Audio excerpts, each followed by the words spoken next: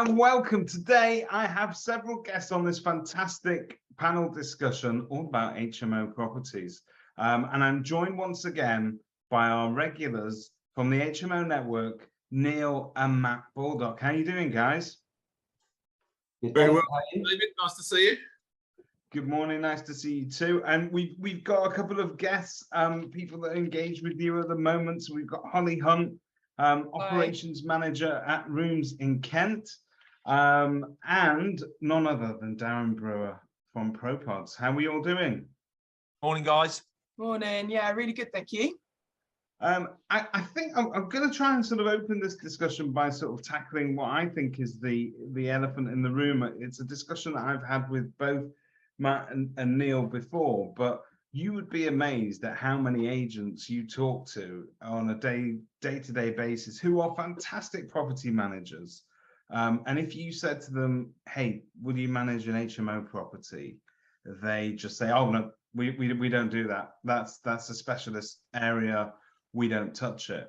And I think you'd be also forgiven for thinking that HMOs properties sometimes get a little bit of negative press because it's a hang-on from the bad old days when we used to have a lot of kind of student dives and bed sits that weren't the best examples of properties that you could rent. But that has now changed as people have sort of taken control of their own destiny. They're very often after solutions that include bills so that they know what their monthly outgoings are. And these are professional people that are quite happy to rent. And what I'm happy to say, I've done my little bit of research on both of your businesses, Holly and Darren. You both have a similar ethos, and I've pulled several bits out. So, Holly, if you don't mind, I'm going to talk to you first. Yeah. What I liked about your website was that you obviously got some key stats there. As soon as you hit that page, you have, and again, I don't know if it's up to date, but even if it's not, this is impressive. 183 happy tenants, 26 tidy homes, and what I loved most was you've got 7 friendly staff.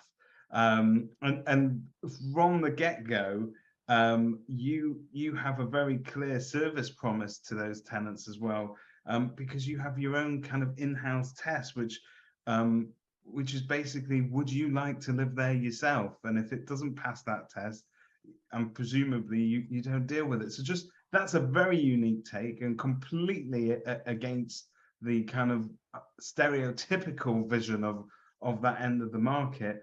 Tell us a little bit more about your team and how you do it. Yeah, so I actually joined the company only about 5 years ago. I come actually from a corporate background. So before this, I was a service manager for AXA Car Insurance in a call centre. So the ethos of everything I do is about customer service. And that is quite a transferable skill when it comes into this. So for me, it wasn't one of the things that I hate, I say I dislike most about estate agencies when they say, oh, my client, and they're referring just to the landlord. Yeah. Because as I see it, I have 2 clients. I do have a landlord, but I have a tenant, and it's my job to bring them both together to make sure I'm making the landlord loads of money, but also on the flip side for that tenant that's parting with their hard-earned cash, that they're getting a quality product out at the end of it. So when we kind of looked at it, we're also owned by 2 people that are HMO landlords themselves, and a lot of the houses that we have are self-owned. So I've come into this in a really lucky situation, I suppose, that I've been taught by 2 HMO landlords that really care. And the Would We Live Here test really does sit at the heart of what we do, because it helps us deal with not only maintenance to make sure that we're dealing with things in the right way, but also the product that we're putting out. And when we're taking on landlords, to make sure that they understand we will happily represent you, but you need to provide the quality product that we expect. Because on the flip side, that's how I'm going to be able to obtain the high rents that you want, and the lowest utility costs and spending costs is by making sure that we get this right from the very get-go. Isn't that such a great sort of business lesson as well, that I think a lot of us arrive at too late in life, is not turning away the business that you know is going to be difficult to manage and to maintain. As property managers, how many times have we taken on stock or properties where you know the landlord hasn't got that commitment to providing a decent quality of accommodation, and therefore your job as a property manager is 10 times more difficult, because you are not only trying to keep a tenant happy, but you're fighting against a landlord that doesn't share that same ethos with you. And I think it's so important that you've got your business set up like that. And I think it's what stands out when I looked at your website. Darren, your properties, your business is based in Portsmouth, and what stood out to me and what I loved most, I'm just going to pick out one word, which I'm going to now add to my vernacular because it was missing before. But you refer to your clients, your tenants, the people that have stayed in your properties as propodians, which I think is fantastic, because you're getting away from obviously treating them like a commodity where they're just a means to an end, but you are welcoming them as part of a community, and genuinely you hope to sort of keep them within that community for life. And I just thought that was also a very unique take, and you're putting the tenant journey and also the landlord journey at the heart of everything that you do. So tell us how you arrived at that. So, David, hi, good morning. Our propodians, as we call them. So Propod started 5 years ago on a bit of a soul-searching mission from two investors who approached me and said, we want to get into the HMO world. And funny enough, as a letting agent, as I was then, which I've recently just sold my lettings business, I was like, no, I'm not getting, yeah, thank you. I was like, I'm not getting involved in this. I'm not getting involved in HMOs. I'm sorry. I'm just not doing it. I was like, I'm far better than that. And because you have this whole ethos, don't you, of rising damp and, you know, and all that goes with it. And I then stumbled upon a bit of co-living going on in London. But what we decided to do first, and this is how we come to the propodians bit, I decided to create the brand before I had the product. So we knew what our target market was, 21 to 35s. We could see these people, these Generation Z, as we call them, walking down the high street with their Costas and their Starbucks and their Nero cups, because that was a really cool thing to do. And they had earpods on and they're getting on buses with Wi-Fi. And we sort of knew that was our target market. So we had to create the brand. And it took about 6 months for ProPods to actually be formed as a name. And then I was sat there one day with my property manager, Sophie, and the rest of the guys from the creative world who'd done all the social media. And I was like, these are customers. I was like, you know, maybe we should call them something. And I literally sat there and created the word propodian. And we think it's a noun. We're trying to get it in the English dictionary. Apply for it to go into the Oxford School of English Dictionary. Well, I'm definitely going to add it to my vocab. But I think what's also interesting, and it's just the way that you refer to it on your website. I mean, clearly that market that you've defined as sort of young, modern. So you've got professional, modern, but you refer to co-living, which is an entirely different way to refer to HMO living, if you like. And I guess the experience that people will have in both Holly's properties and your properties is more akin to living in almost like a boutique hotel than it will be in living in a mass marketed slum, if you like. So this is worlds away from that. I think we've created a niche within a niche, if I'm honest. That's how I see our business. You know, it's not for everyone. Our room rents are strong.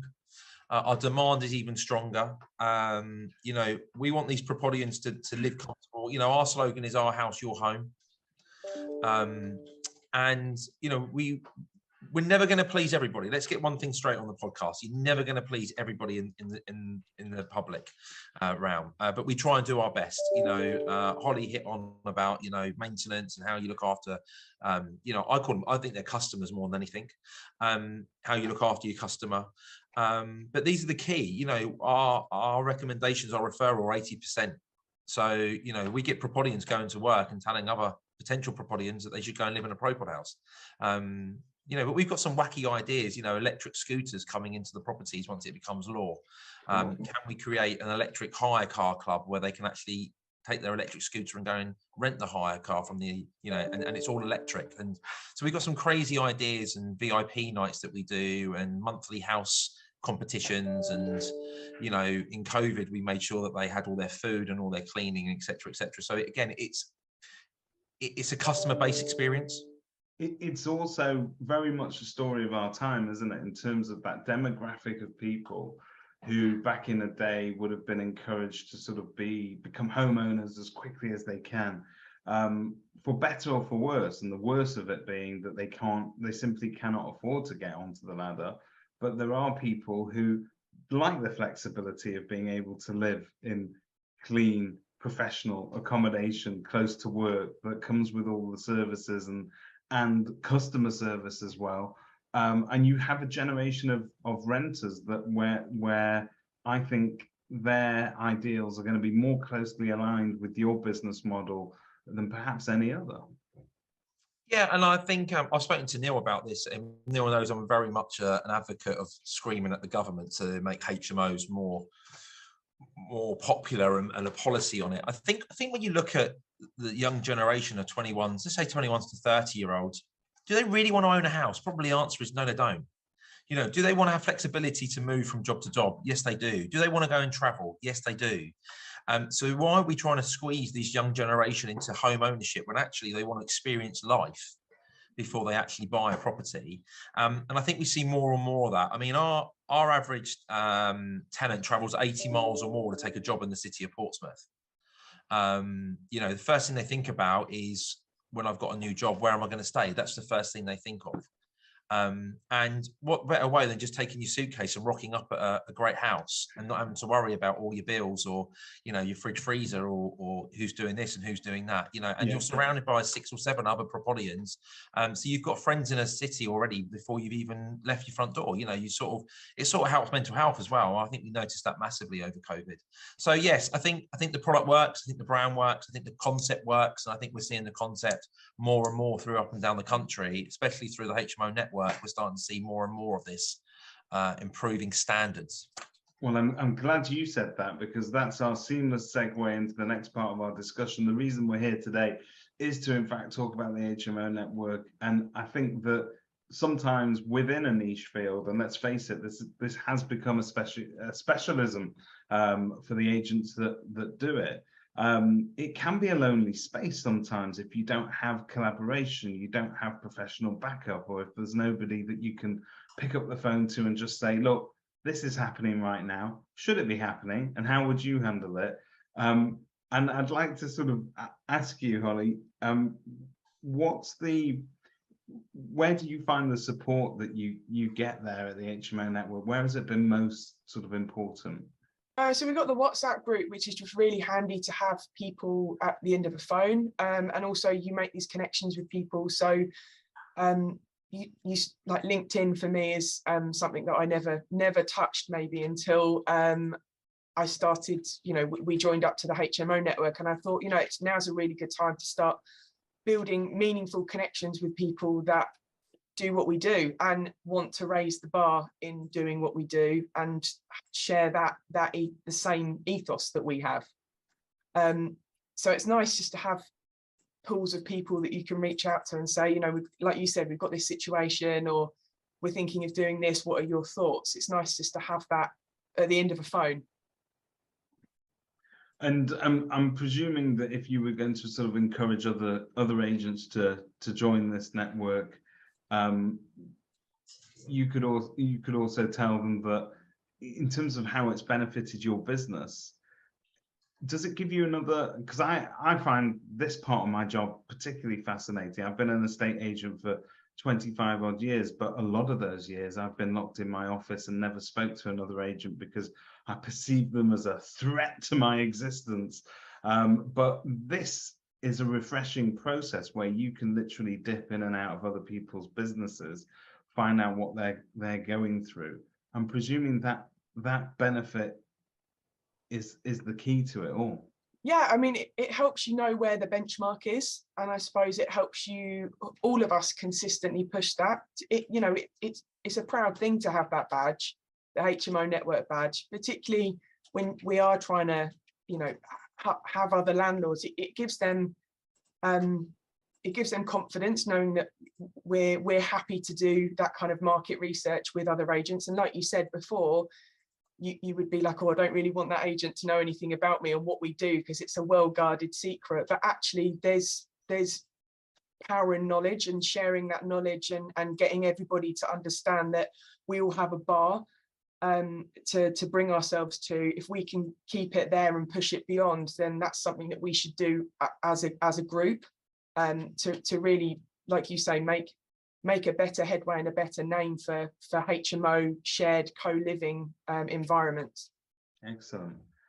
Matt and Neil, I take it you picked me the best of your agents here. But seriously, I think what we can say, obviously, having spoken to Darren and to Holly very briefly now, is that you can already tell from the flavour of that the way they run their businesses is the way that all these businesses should be run. They've got a clear charter, a clear sort of mission in life to make their tenants' lives better, that customer experience in a part of the market that was forever overlooked. And I don't care whether you're a tenant in a normal rented property or an HMO, the experience for tenants traditionally has always been poor because they've been the means to an end. It's how we all get paid, but it was the landlord that paid our bills. So we only referred to the landlord as clients, and as such, the tenants got this second-rate service. I can feel that changing, and clearly you guys passionately believe that. And you've brought here two of the most fantastic examples of these sorts of agents. But the challenge to you guys building a network is, how do you keep a quality of agents in that market? Because not all of them are going to have the same standards. So is there a minimum bar that you expect people to get to, or is there a sort of a target market that you are appealing to?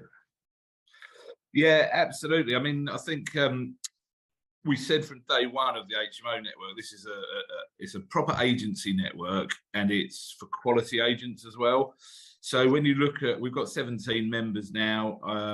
We could have a lot more if we'd have just taken anybody, but what Holly was saying there about, that's what we want, is people to be proud to be part of the network, it to be a network that actually attracts landlords to want to use the agents within it.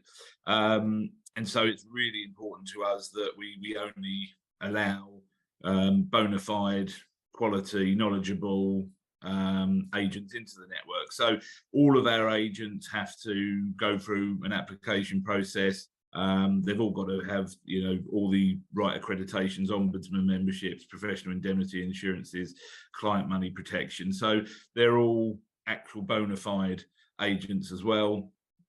We did initially get a lot of interest from landlords that wanted to join the network.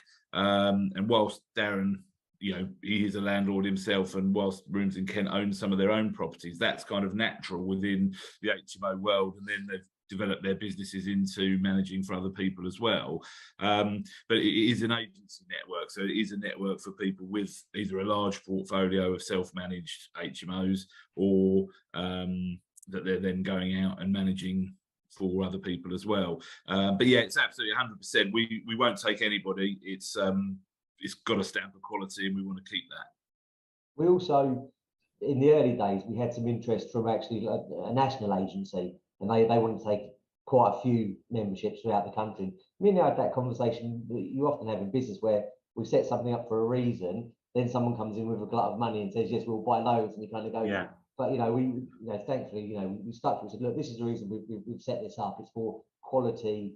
Not that you can't have more than one office, but we just don't want some national agent, and we're not going to be able to monitor, the level of work. So we do kind of hand select and pick people, and we approach some people, say, look, we think you're fantastic. We'd love you to be a part of it. And obviously, some people coming to us now naturally, because the word is definitely getting out there.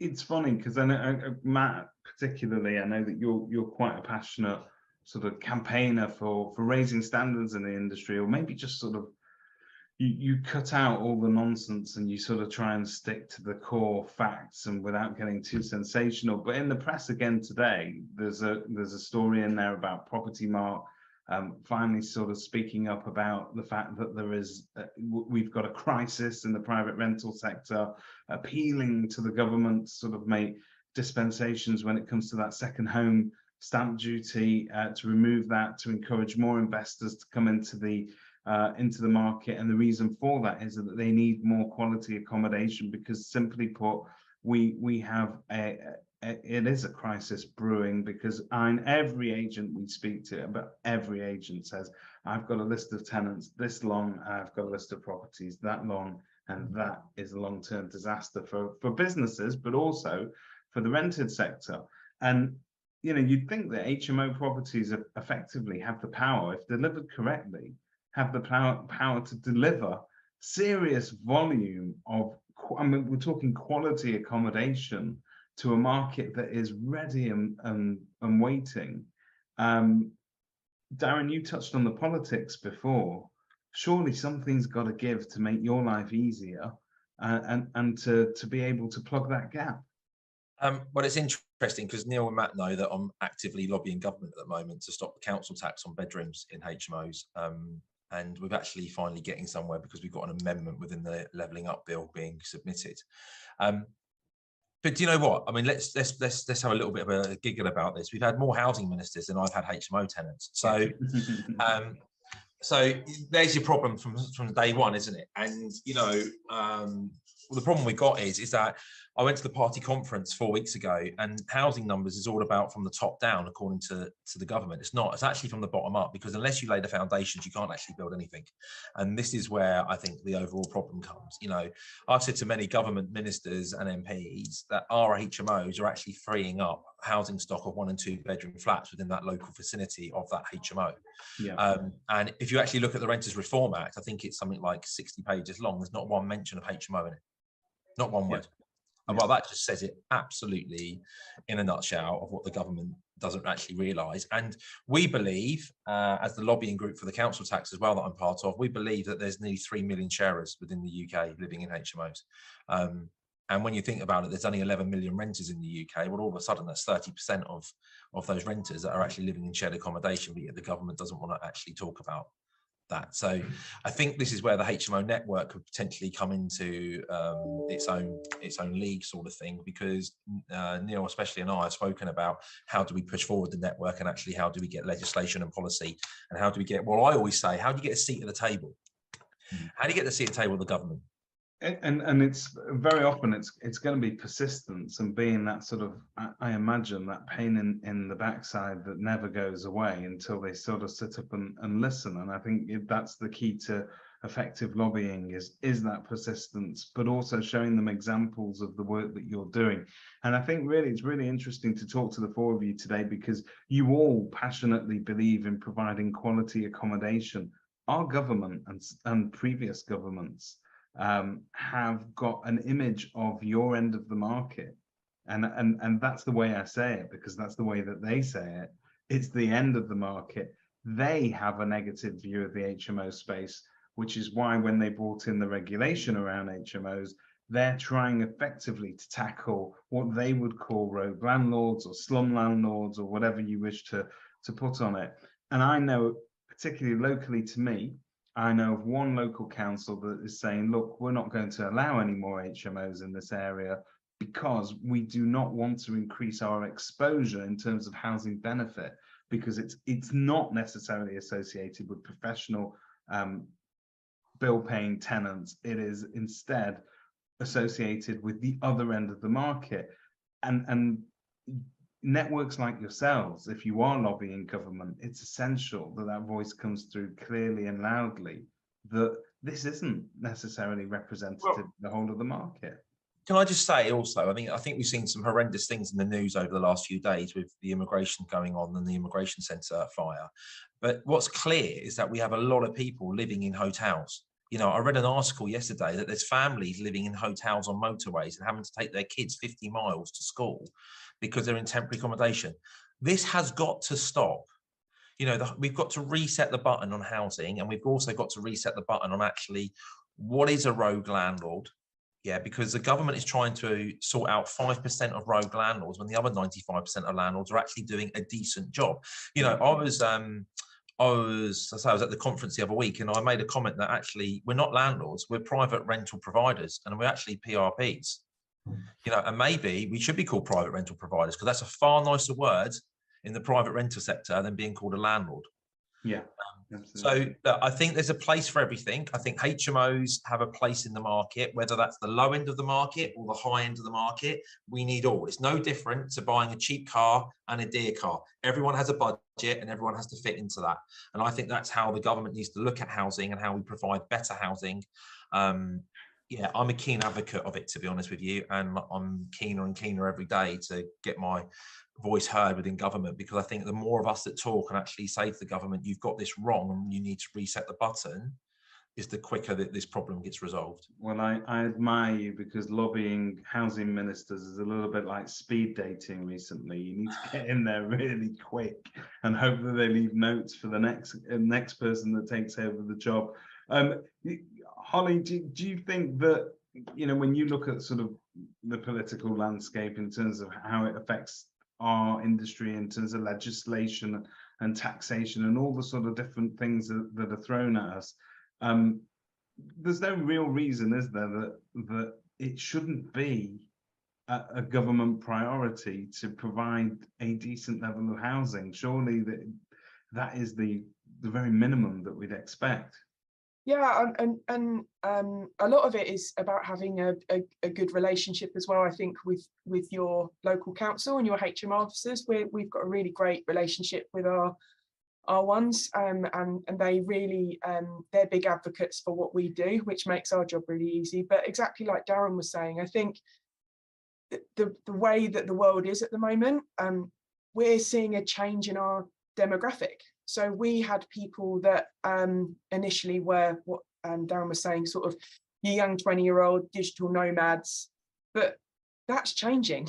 I'm getting people that are nearing retirement age that don't want to have the massive overheads of having, you know, having to pay bills and work out, you know, budgeting money. They're now moving out of these properties into these sort of larger luxury rooms. They get an inbuilt family, which is something that you know, they're not necessarily had before, and they know where their bills are. So the need for housing, you've got people freeing up, like Darren said, these kind of studio 1-bed, 2-bed properties that could be used for families. And we're seeing people that, you know, single living, that are living in 2-bed flats moving to us, and that's almost a bit of a norm now. It's super interesting that you say that, because I went to value a house for an elderly gentleman. He must have been sort of nearing 70. Lived in this house. It was a 4-bedroom house, and when you sort of go through the reasons why people are selling, he says, look, I've found a room, it's all bills included, it's in town, there's a bit more life there, there are young people living there as well, so I get to talk to more people. I don't need a 4-bedroom house. This really should be with a family. And I sort of asked the question, well, you know, you're coming off the ladder effectively, which we've always drummed into people is the wrong thing to do. I said, do you worry about sort of going from home ownership to actually renting a property? And he sort of looked at me like I was absolutely daft, and he said, well, effectively, you're just renting your property from the bank anyway when you've got a mortgage. He said, so there'd be no change for me. And that's an interesting way to look at it, because you've got a generation of people who can pocket some money to live out the rest of their life and also have a really good standard of living, and perhaps give them a new sort of support network, a lease of life in terms of the people that they come into contact with. And so I think it's a whole new way of looking at things. And I think that's the key, really. More people need to look at that, because so even if you bring it down from government, just to other agents that are kind of turning their nose up at HMOs, you know, one thing that both Darren and Holly have both said is it's not, people aren't just renting rooms from an affordability point of view.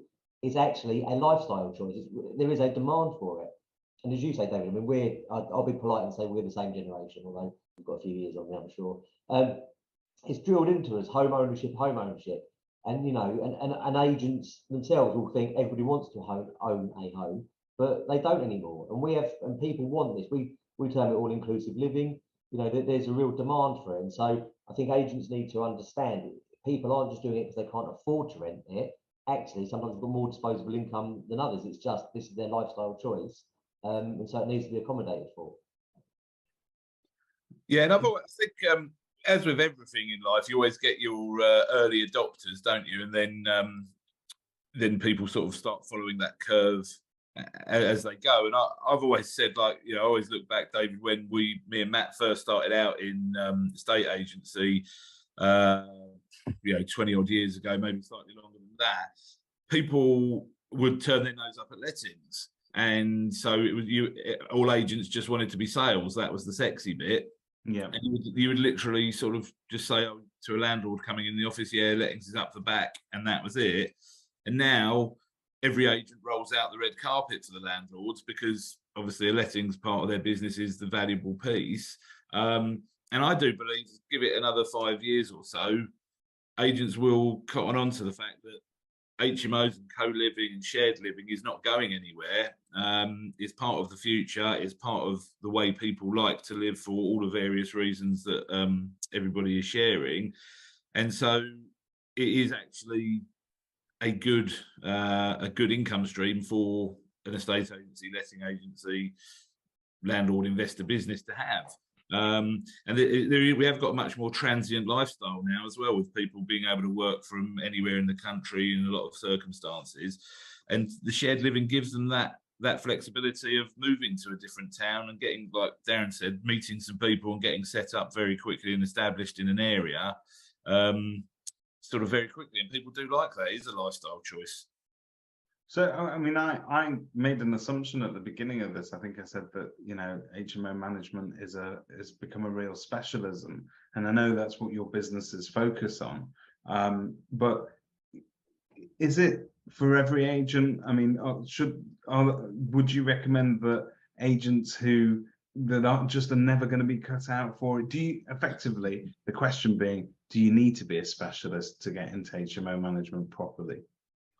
Well, I believe you do need to be a specialist, yeah. So I don't think, I mean, we are seeing in our town, particularly, there's one sort of corporate agent starting to do it, and they just can't do it. When we go and look at their properties, you can see the difference, because they don't know, they treat them like a normal buy-to-let. And if you only inspect an HMO once every 3 months, of course, you're in for a little bit of a problem, because you've got 6, 7, however many people living in it. They need management, they need hands-on management, and they need people that know what they're doing. So no, I don't think it's something for everybody to get into.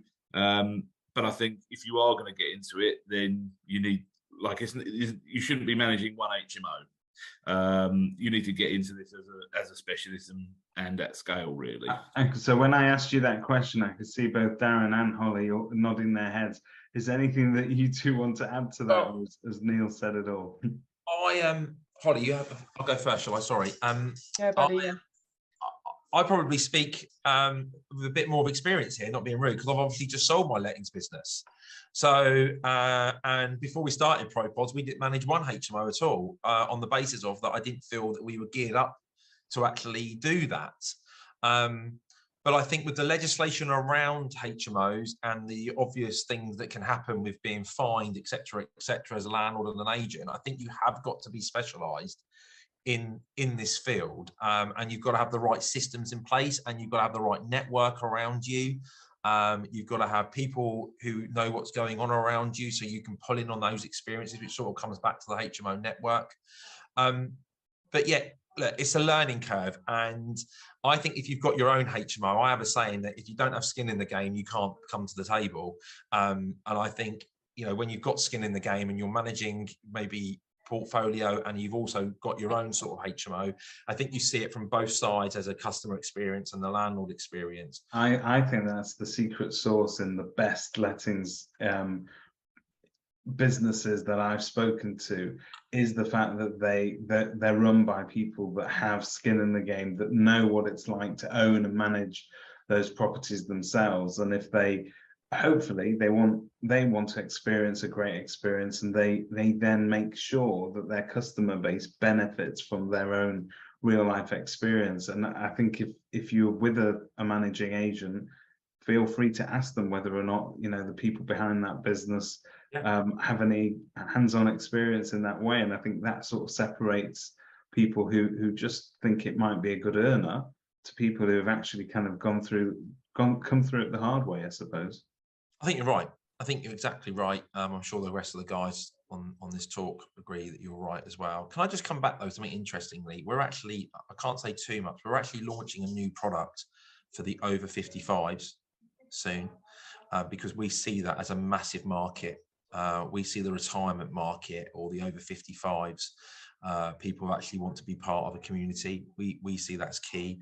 I think what's interesting is that we've decided to put all our business into high streets up and down the south coast. So we're not going into residential streets anymore. We're going into that high street. So because we think that people want that need and they want that community feel, and we think that the local high streets will give them that. So I think we're seeing co-living really expand. And let's be honest, 25 years ago, we saw it on our TV screens with friends, you know, Ross, Joey, Chandler, Phoebe, you know, they were probably the original HMO. And we were watching it along with everyone else in America and England, or however many other countries, not actually realizing that co-living was actually being created in front of us. You've touched on something really interesting there, because really you're talking about the equity release crowd, and we have a growing sort of pension problem in every young population, whereby we're going to get to an age where none of us are going to be able to draw down what we want. And you get to a point in later life, and I experienced this with my own family members, where you just simply run out of cash for day-to-day stuff, and you cannot pick a brick out of the wall going, okay, I've got equity here you go, this will pay for my bills for the next month. And people end up making very difficult decisions to free up cash. But what do they then do? And my mum, she'll forgive me for saying that, she watches all my stuff. She's no spring chicken, but she is now in a rented property, and I would say much happier with other people around her, and not feeling as isolated. And I don't need to go and visit her that often, so that's great.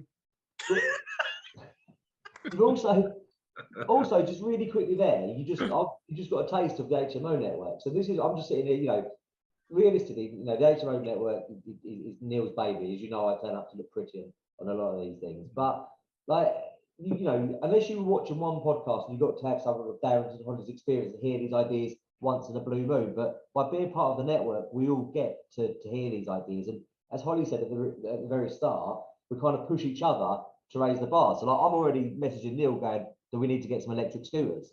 You know, and it's just, and that's the way that's the way that the industry evolves. As you said, David, I do it a lot on the sales side. Let's all talk about good ideas and all steal each other's good ideas, because if we raise the standards, we raise the fees, and everyone has a better life. And I just think, you know, this has been a real small snippet of the value you can get from being part of a network like ours. I think it's superb, and it's great to sort of hear it from two agents who clearly put that sort of customer experience at the heart of it. I'm sure your landlords are getting as good a service as the tenants sound like they're getting as well. And you're coming away from looking at tenants as sort of a one-hit wonder. Maybe people actually that you nurture through life as they sort of progress into sort of different areas and different properties. As your businesses, in terms of their evolution, have you met returning customers? Have you had people that have rented for you more than once? Yeah, we get it loads. In fact, I've had 2 back this week to say that unfortunately they've had failed relationships and can we come back, please? I suppose the heart of what we do is all about community, because you live in a communal space, you work with a communal group of tenants. I'm really proud that I look after nearly 200 tenants. I know every single one of their names. I know what everybody does for a living, and they see me most weeks because I'm in and around most of my houses. And that really does touch on the kind of why I believe that if you are going to get yourself into HMOs, you really do need to go with an agent that is specialist, because like Neil said, you can't just flick into a property every 3 months and then move out and then think that that's okay. You've got lots of people living in houses. But outside of people referring people to us. So we work, a lot of our houses in a particular location are quite close to a hospital. We get loads of NHS workers come to us that only want to rent with us, even though there are other providers in this town and we don't necessarily have the stock availability. They're happy to sit and wait to get one of our properties because they have had such a good, or a friend of theirs or a colleague has had such a good experience with what we've done, that they only want to rent with us, which is really flattering. And to have so many tenants, you know, come back to us. Our longest standing tenant has lived with us for nearly 11 years. I've got tenants, you know, that's a long time. It is a long time, yeah. There's a reason why that is, because he knows he gets looked after. He lives with a family of other, you know, longer standing tenants, and they're getting a quality product from us, and they know that they'll be well looked after. And we've got a really great relationship with those. So yeah, it's the heart of what we do is community. And I think if you can get that right, you will have returning customers, because people's lives change. And they will always want to come back to something that they know. And if it's good, then you're always in with a sure bet. I'm getting that buzz again that I get when I'm instantly now proud to be part of an industry where we put that kind of, you know, community at its heart, and we've changed. Yeah, these conversations never used to happen 10 years ago because that ethos just wasn't there. And truthfully, this is the you know, some of the best examples of what we're capable of when we all get together and collaborate. We have left. Yeah, well, go on. Sorry, I was going to say, but I think what you're also seeing is because rents are increasing, and this isn't a problem for me, because rents are increasing, the customer demand wants better. You know, so value for money. Value for money completely. And I actually think it's dragged the industry up, if I'm honest. It's interesting, isn't it? Because we see estate agents still charging 0.5%, 0.75% to sell a house. And yet in the likes of the US, you won't see an agent sell a house for less than 2 to 3%. What we're seeing with the letting industry, I'm seeing less and less agents saying, I'll do it for 5, I'll do it for 6, I'll do it for 7. You know, and I think with HMOs now, we're starting to see HMO agents saying actually it's 12 or 15%, because if you want the quality and you want the service and you want the longevity of your tenants to stay, then you need a specialized agent who's going to do that. So I think what we've got to be careful of is that we don't sell the market short. And as agents, we actually are proud of what we do. And this is what frustrates me with the government, that actually don't talk to the big companies, don't talk to the build to rent sector, talk to the independents who are on the ground doing it day in, day out, and know what's going on. Because that is how you resolve coming back to that housing crisis, because it's a lot of little problems that create the big solution. I think that's the right way to look at it. But if we were to tip this on its head, because we've now concentrated a lot on sort of how the tenant's experience is different. Let's talk about landlords, because the HMO market presumably is still one of the only pockets of the rental market where, if you manage it correctly and you run a tight ship, you can provide quality accommodation, you can get a decent rent level, but you're also making a better than average return compared to the rest of the market. That doesn't get spoken enough about, does it? No, we've had quite a few conversations like that recently.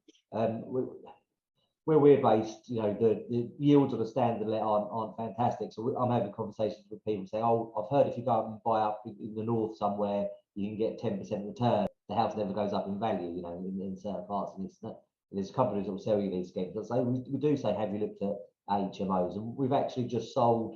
We've got a multi-landlord with single lets, and he's just buying his first HMO through us. But we will, on the basis that we're going to manage it, because he knows we're the experts in doing that. So it is something that normal landlords, if you like, are starting to want to talk about more. But again, it is a re-education piece, because you have to explain to them that there's obviously big differences, but you know, and it has to be looked after. And I think if we ever had a let-only landlord say, "I'm thinking about buying an HMO and managing it myself," with 100% kind of shy away from that. You can't get it off. Because you can't guarantee continuity of service, right? It's your face at the front, their service backing it up. And if you've got no say over the delivery of that, it can be a very, very different thing, and can at the end of the day reflect badly on a business. But I'd like to thank you all. I know you're really busy and you've taken time out to talk to us today about the HMO network and your experiences. It was a very fascinating discussion, and I highly recommend any agent that is contemplating expanding their HMO management business, or they feel like they've been left out in the cold and they want to speak to other like-minded agents. You can see the sort of caliber of people that they're dealing with, but definitely get to know Matt and Neil, because they are a wealth of knowledge, and they're a friendly bunch as well, you know. So well, Most of the time. thank you very much, everybody. Thanks. Thank you very much. Thank you. Thanks.